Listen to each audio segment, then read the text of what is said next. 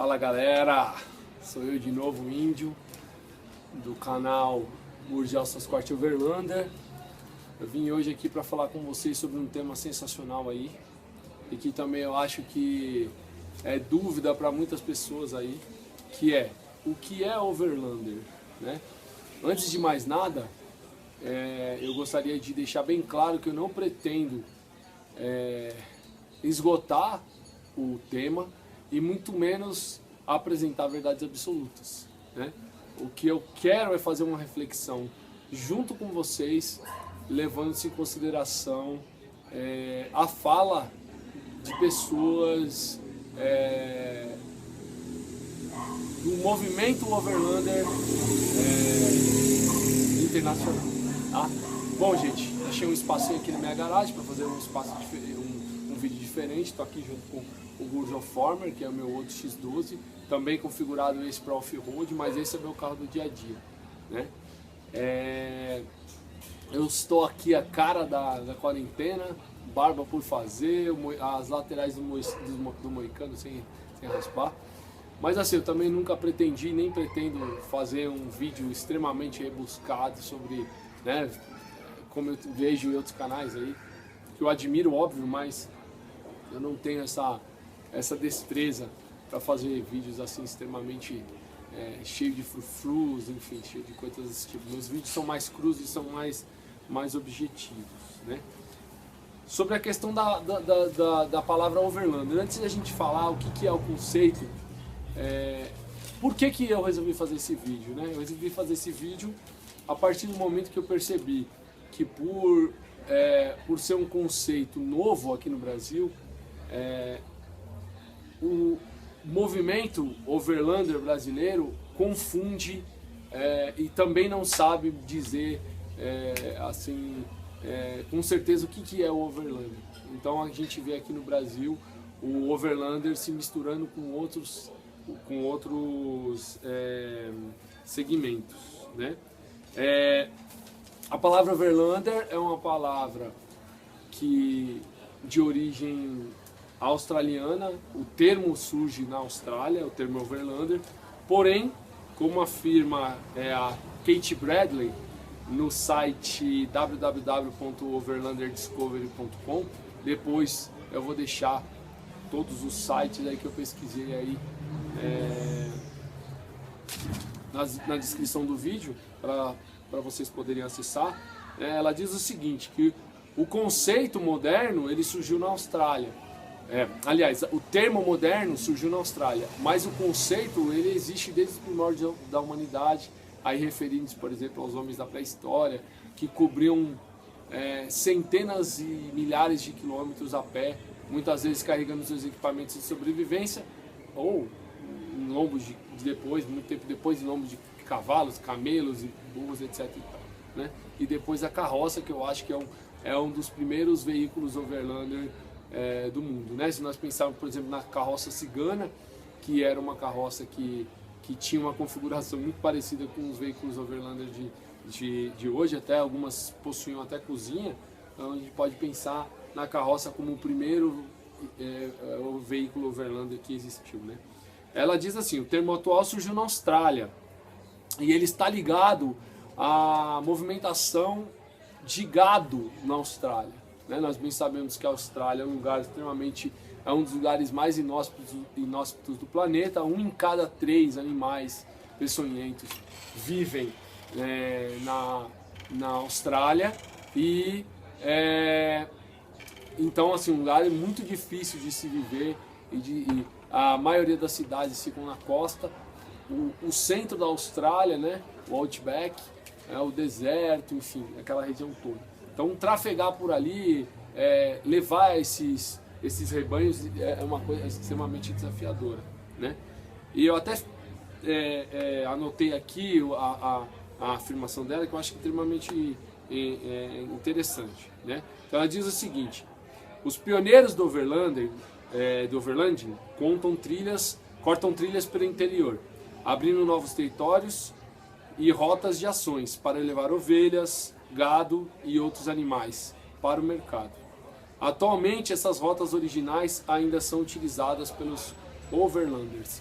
Então, eu acho que a utilização do termo overlander também para designar quem faz essas viagens de carro, ele tem a ver com a ideia, com o conceito original, que é trafegar por lugares inóspitos, né? A questão da sobrevivência, etc e tal.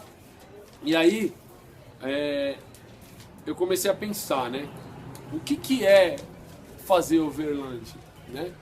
O que é fazer overland, né? Overland. Então, eu cheguei nas minhas pesquisas em vários fatores aí, né?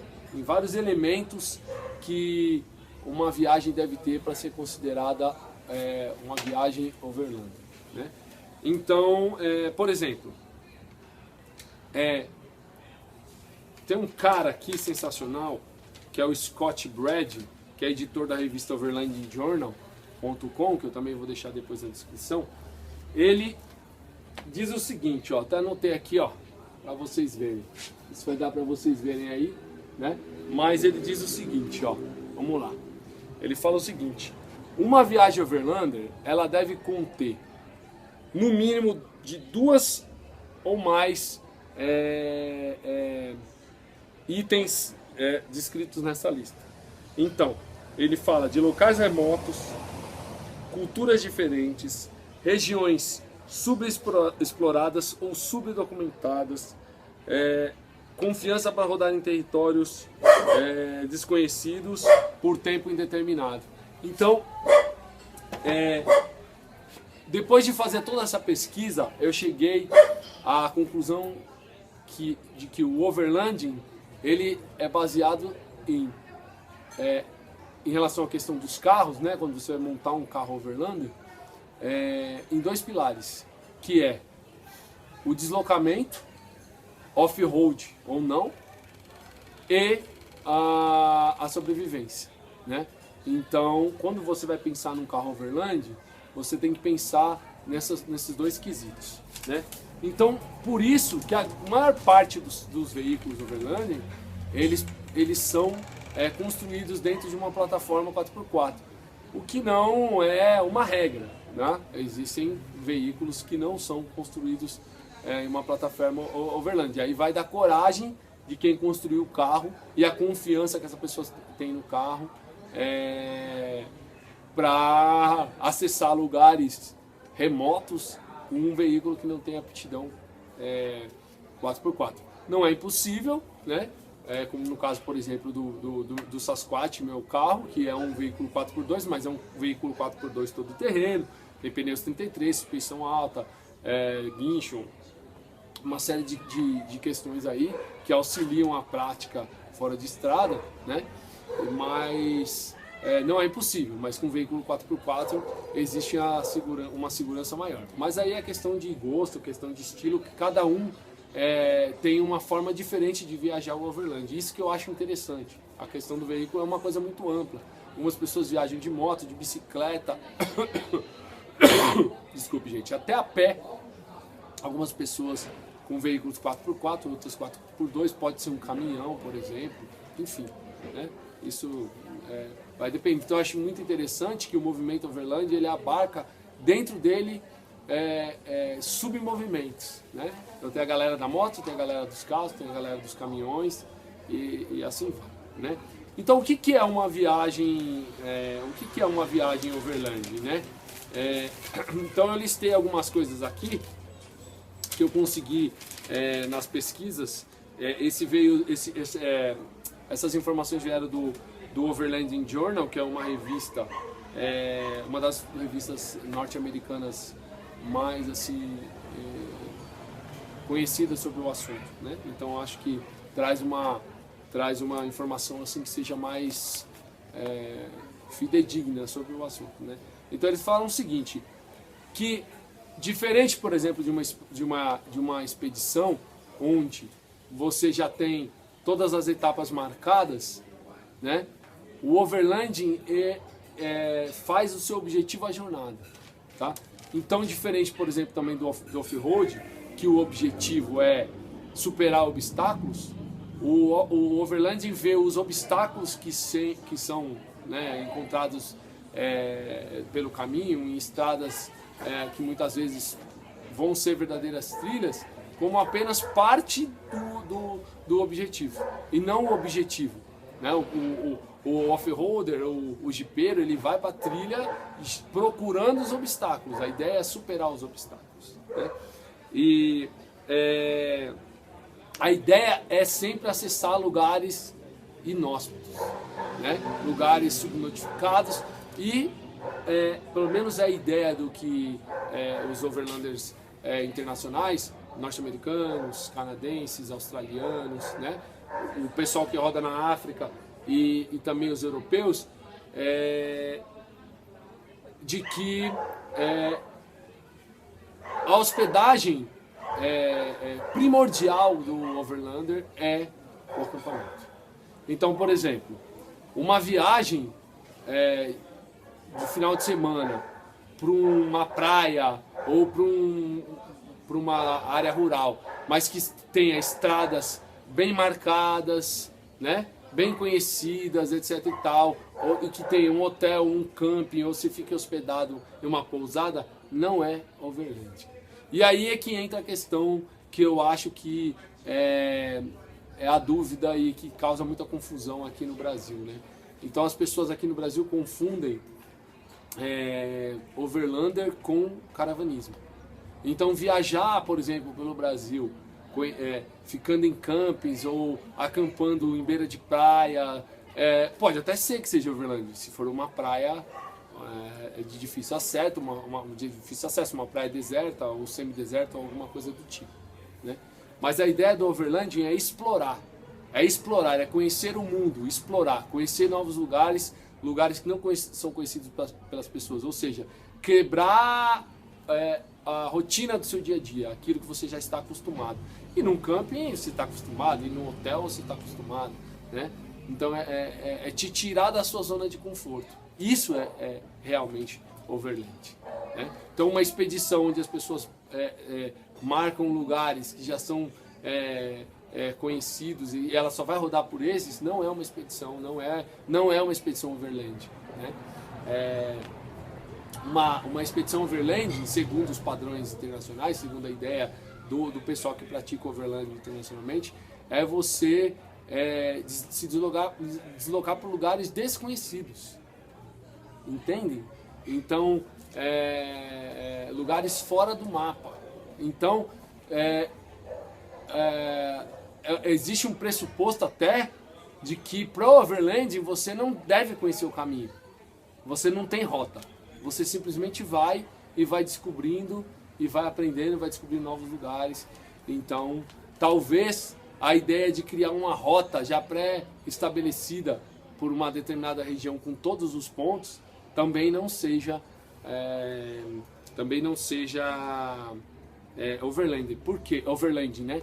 Ou seja, o overlanding, ele, nesse sentido, ele assume um caráter exploratório. Um caráter de exploração, realmente, né? Então é a ideia de exploração. Então,